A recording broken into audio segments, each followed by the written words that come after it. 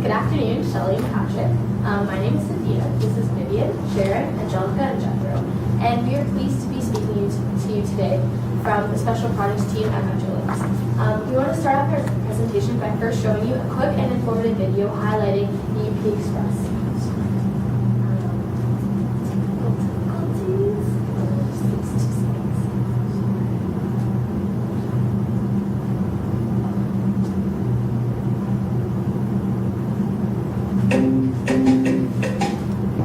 Toronto, financial capital, cultural hub, and home to nearly 6 million people. It's also home to Canada's busiest airport, Toronto Pearson. But getting from downtown to the airport isn't always easy. Until now. For traffic jams and commuter stress, the time is up. From 2015, the Union Pearson Express will link downtown with Toronto Pearson in just 25 happy minutes. On board, you receive a warm Toronto welcome. Our handsome, high-speed trains will depart Union Station at Toronto Pearson every 15 minutes, with brief stops at Bloor Dundas and Weston GO stations, where you'll find convenient connections to other parts of the city. For a quick and comfortable journey, whether you're heading out, stopping by, or coming home, the only way is up.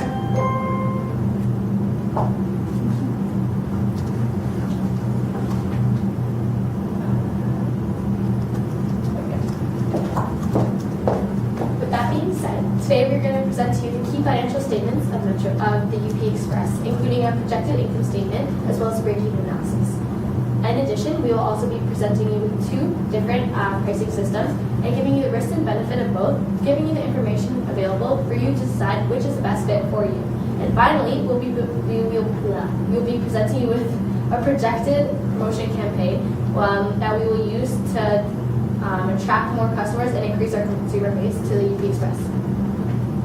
We started our projected income statement by making the following assumption. First, the fixed costs can be classified as sunk costs or non-sunk costs.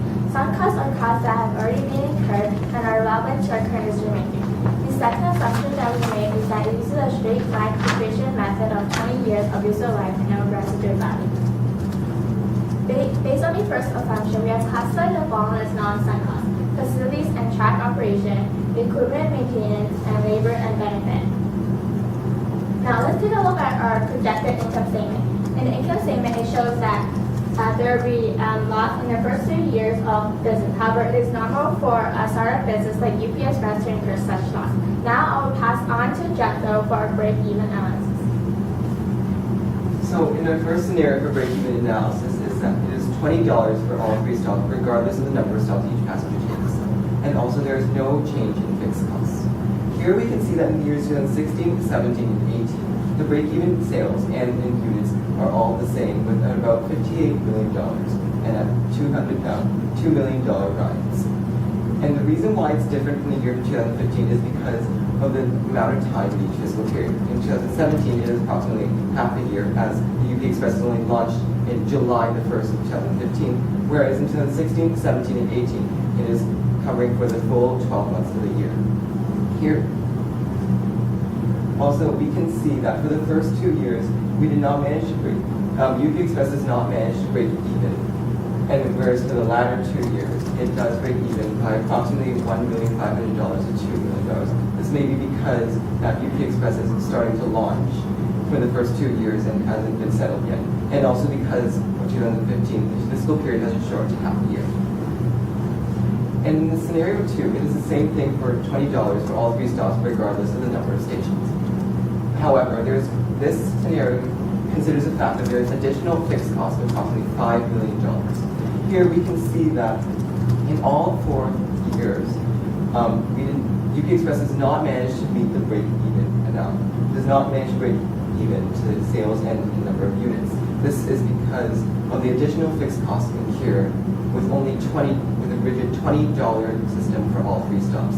And this takes into account of whether we should use variable pricing strategy or using a fixed pricing strategy, as we will go on to next.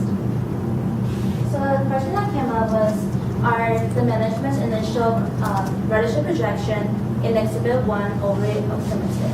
So by comparing the initial ridership projection in Exhibit 1 and the market projection in Exhibit 5, we concluded that the Exhibit 1 projection was not overly optimistic because we found that the market from Exhibit 5, they have more people that are willing to take the UP Express, and that as a result, we found out that operating income for Exhibit 1 is much lower than the operating income in Exhibit 5, which is the positive and the other one's negative.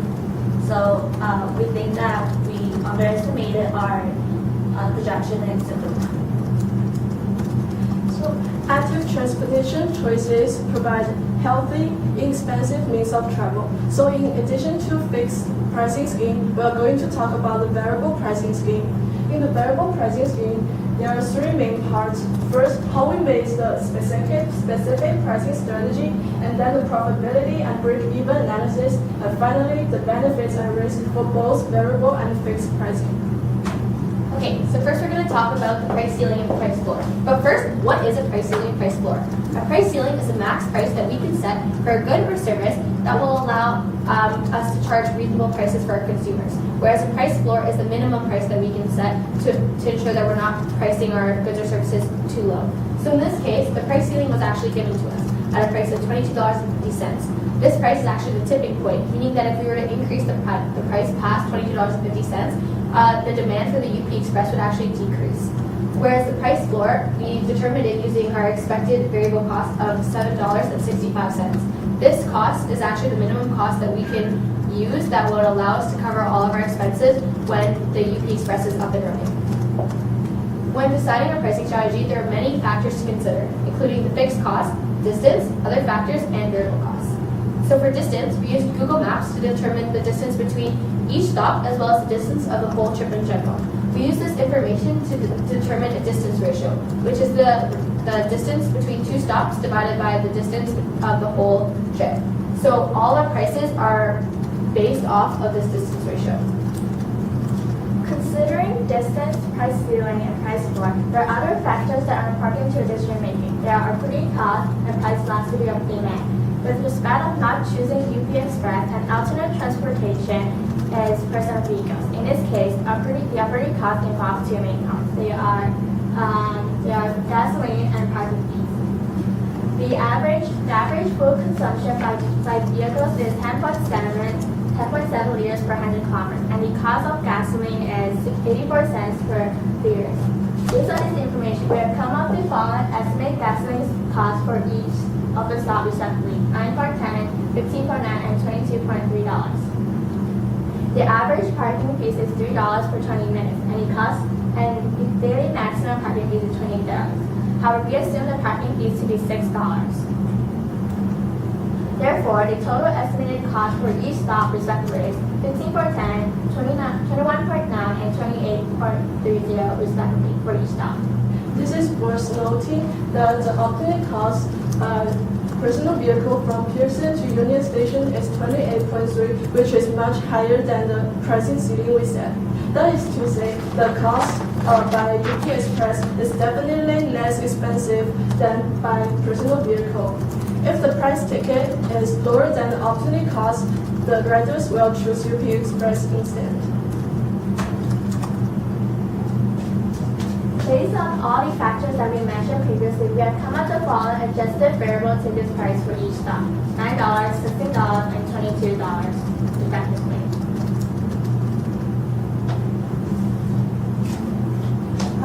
Since we changed the price in the variable pricing scheme, so I'm going to talk about the potential impact on the ridership. In this case, we predict the following factors will affect the ridership projection. The first is the price elasticity of demand, and then the promotion. First, let me explain what price elasticity of demand means. The PED is a measure of how much quantity demanded changes due to the changing price.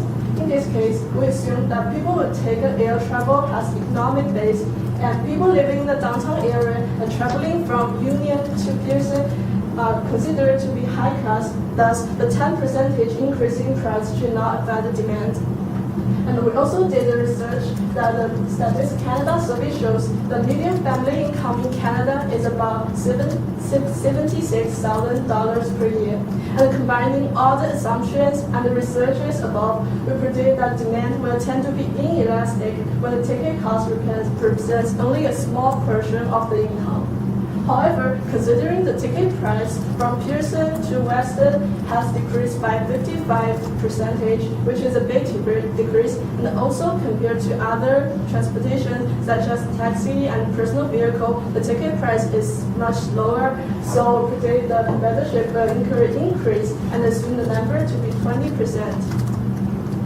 After we have the price and the ridership for variable pricing scheme, we made the income statement for the variable pricing scheme. Please refer to page 7 in the handout. There is an income statement and break-even sales for variable pricing scheme. As you can see that the operating income is much less than the fixed pricing scheme. However, because we change the price and the variable price scheme will attract more ridership, so there is a potential increased revenue in the future. When deciding which pricing scheme to choose from, we have to think about the priorities, break-even or potential increased revenue. So in order to give you guys more information to make the fully informed decision, I will pass it to Angelica, who will compare two pricing schemes in more detail. Alright, so refer back to Vivian's insurance opportunity cost slide. I'll be talking more about the benefit and risk of both variable and fixed pricing. So as for benefits for variable pricing, by using the variable pricing, the price will be more reasonable for the customers. Therefore, we'll be able to attract more customers for the short distance traveling. As a result, we'll be able to increase our ridership, and in the long run, we'll be able to increase our profit in general. As for risk, the method for variable pricing is difficult to implement as there's cost and other things to deal with. So it's a more complex pricing structure. Another risk is that we might not be able to break even for the next 2 years due to the low price for variables. So I'll be talking more about the benefit and risk for fixed pricing. So as a benefit, it's really easy to implement as the price is just one number. So there's no variable prices. Another benefit is that the company is more likely to gain a higher revenue due to the higher price to each stop. Another risk is that because we have less pricing options, that means that our company is not as competitive to other transportation systems in Toronto, which means that we might lose some short distance traveling customers due to they might not be able to want to pay the $20 ticket price to each stop. So I'll let Sharon talk more about, Okay, so now we're going to be moving on to the promotion campaign portion of our presentation, starting with the promotion campaign budget. As you can see, we decided to devote a majority of our money to advertisement. Not to say that public relations isn't important, but at this moment in time, it is more important to advertise rather than put more money into public relations. This is because the UP Express is a new and upcoming project that many people don't know about. Rather than build relationships with our existing customers, which we can't do with PR, we have to ensure that we broaden our customer base by informing not only our Toronto consumers, but also our global consumers worldwide. So here's our promotion timeline, starting with today. Begin our promotion campaign. In a month, our social media pages will be updated, launched, and promoted. By January 1st, 2013, our TripAdvisor advertisements will be up and posted. On April 1st, our UP Express billboards will be put up. In May, we'll be hosting a UP Express launch kickoff event. And in the entirety of spring, we'll be having an Air Canada En Route magazine published and circulated. And June 1st, the UP Express itself is launched. So starting with advertisement, we are going to be having a billboard. So this billboard is going to be located southbound Spadina and King Street. So it'll be up for 5 months at a grand total cost of $51,360. So the reasoning behind this location is it is a prime location that people can see this billboard when they're driving into Toronto. As it is right now, there are a couple advertisements downtown Toronto, so many Torontonians are actually aware of the UP Express launch, whereas people driving in and out of Toronto are not. Like personally, I had not heard about this at all, and I'm from Unionville, but personally I remember driving past this one billboard many times in my past. So I'm sure that like it'll inform a bunch of people and people will be able to know and learn more about the UP Express.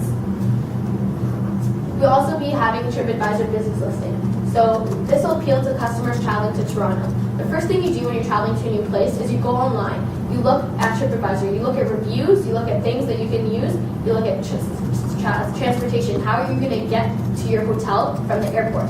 So this is really important, and it also is important because you're able to get reviews from customers. Not only are we broadcasting ourselves, because I can't tell you the amount of countless times you see advertisements and you're like, yo, they're just like promoting themselves to us. How do we know that this is what they really are? And with reviews, you can get client information, like first-hand client-based information, so that you know that our services are up to par. So right now, Metrolinx has their own existing Facebook and Twitter pages, but they do not have the specific UP Express pages. So we'll be creating our own brand new UP Express specific pages. So this is the pages that we're going to create. And we hope that by creating this, we can raise awareness for the upcoming UP Express opening in 2015. As well, we would like to use the social media to increase our publicity and improve our brand itself. And as well, the advertising on the social media are free. And we could broaden our promotion campaign on sites such as Instagram, Vine, and even Pinterest. So we can use all of those because they are free of charge. The next advertising medium we'll be using or propose to use is through the use of YouTube. YouTube is the largest video sharing website in the world with billions or even trillions of views each day. So we propose that we use in-display ads, which are displayed on the side of each video page. For example, like right here in the yellow square. This way, we are able to use YouTube to find our target customers, which is predominantly in the Pan-American area. We are expecting over approximately 100,000 views per month to take place, and in a total cost of $30,000, unit cost of 30 cents per view. So we plan on putting our advertisement on Air Canada En Route magazine, which has over 40,000 copies in circulation per season, so like 4 months per issue. And it costs $5,000 per issue. And our main goal is to target the business professional, which include the business class people, passengers, travelers in the lounge, and Air Canada partners. We want to target those people because they are the majority of the target people in our, so like they're business people who are in GTA, And especially because this service eliminates time. Like you can take the subway and to get to these different places, but there's a lot of time involved because there's many stops. Whereas as shown through the video, it eliminates time, which is very important to business people because the saying goes, time is money. And we're very proud to be hosting the UP Express kickoff event, which will be hosted at the Carlew special event venue downtown. It's actually on College Station, so you can actually take the subway and just it'll get you right to the Carlew. So we'll have 500 guests attending, including the CEO and CFO of Metrolinx, and each guest will receive one of their own Union Peterson t-shirts. So at this event, we're going to be highlighting key things that differentiate the UP Express from any other travel method, including innovation and convenience. So what other transportation system can get you downtown to the airport in 20-some minutes? Screens with in-flight information. This is so important for people that are traveling in and out of Toronto. This adds to the convenience of the train and is definitely very helpful. Onboard refreshments. This just proves what high quality the UP Express has and appeal to those high-class business cultured people. Wi-Fi and power outlets. This adds to the convenience. Business people need to be able to do their business anytime, anywhere, and our service allows them to do that. luggage facilities, and self-service airline check-in machines. Also very important and added convenience for those traveling in and out of Toronto. In this presentation, we introduced the financial analysis in terms of the projected income statements for the next 4 fiscal periods in years 2015 to 2018. We also included the break-even analysis to each of these income statements in the respective years. Next, we discussed about the variable pricing of having passengers choosing to take 1, 2, or even 3 stops. We also discussed about the projected ridership projections in the later years. And we also did a comparison between variable pricing and fixed pricing schemes in terms of its benefits and downfalls. Lastly, we included a promotional campaign which discusses the use of different sorts of advertising mediums and including a promotional kickoff event. So to end off, we have a quote that says, "You can't understand a city without using its public transportation system," as says the Arrow Policy. We hope that this will provide solutions to potential problems that will affect the development of the Union Pearson Express. We want to thank you very much for listening and attention, and we appreciate that you give the time for us to present. And if you guys have any questions, Feel free to ask us. Thank you very much. So do you have questions? Awesome. I do have a couple questions for you guys. So with regards to the, go back to the variable schemes.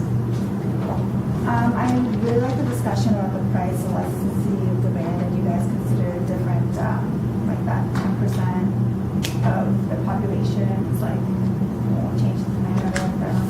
But with regards to the alternatives to this method of transportation, you guys consider like personal vehicles, right?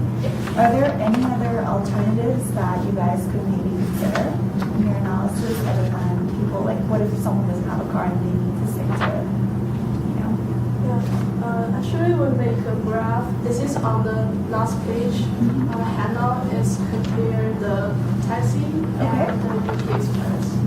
So this is another like alternative transportation. Does that answer your question?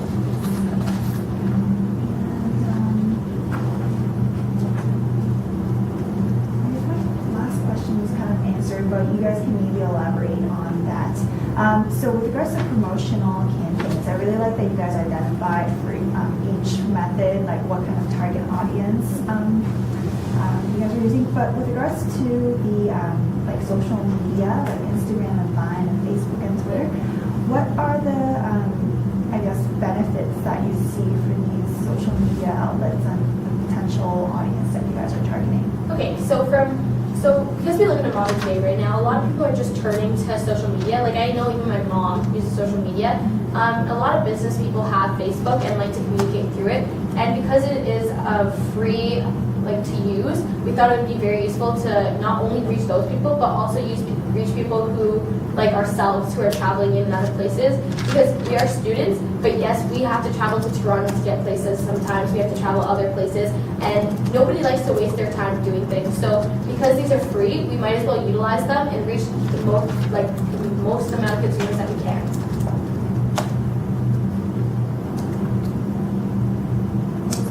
All right. Thank you very much. Yeah, thank you for the pricing suggestions. Definitely worth considering, and definitely very good arguments that you've made for it. I don't actually have a lot in the way of questions.